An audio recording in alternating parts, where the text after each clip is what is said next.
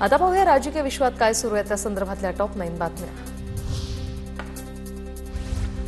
सुधाकर बडगुजरांचा भाजप प्रवेश पक्ष बळकटीसाठी, हिंदुत्व आणि राष्ट्रीयत्वाच्या मुद्द्यावर सोबत प्रदेशाध्यक्ष रवींद्र चव्हाणांकडून भूमिका स्पष्ट, तर चुकीचं वर्तन केल्यास कारवाईचाही इशारा।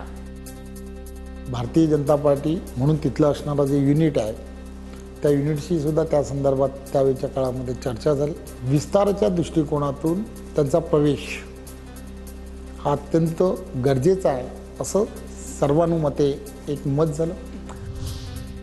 महापालिका निवडणुका भाजप महायुतीतच लढणार, महापौर पदाबाबत देवेंद्र फडणवीस उदार, कदाचित बीएमसीचं महापौर पद इतर पक्षालाही देतील, रवींद्र चव्हाण यांचं मोठं विधान। महापौर या संदर्भातलं आमचे तर देवेंद्रजी तर तुम्हाला माहीत आहे अतिशय उदार आहेत, ते काय त्यावेळेला निर्णय देऊ शकतील। मुख्यमंत्री फडणवीसांकडून नवी मुंबई आंतरराष्ट्रीय विमानतळाची पाहणी, 30 सप्टेंबरपर्यंत काम पूर्ण करण्याचं टार्गेट। खोपोली लोणावळा मिसिंग लिंकच्या कामाचा मुख्यमंत्री फडणवीसांसह उपमुख्यमंत्री शिंदेंकडूनही आढावा। मुंबई पुणे एक्सप्रेसवे पर्यायी रस्ता या वर्षाअखेरपर्यंत पूर्ण होणार। राऊतांना कायदा मान्य नसेल तर त्यांनी आव्हाड पटोलेंकडून माहिती घ्यावी।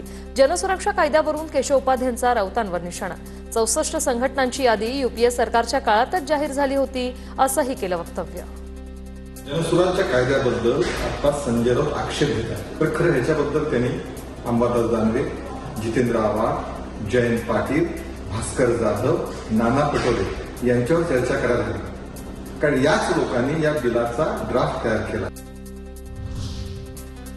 उद्धव ठाकरेंच्या शिवसेनेचा बच्चू कडूंच्या सातबारा कोरा यात्रेला पाठिंबा, भास्कर जाधव सातबारा कोरा यात्रेच्या समारोप सभेला उपस्थित राहणार। 14 जुलैला यवतमाळ जिल्ह्यातील अंबोडा येथे या यात्रेची समारोप सभा आहे। नागपूर दंगलीचा मास्टरमाइंड फहीम खान समाजसेवक, मालेगावमध्येच माजी आमदार आसिफ शेख यांचं पुन्हा वादग्रस्त विधान।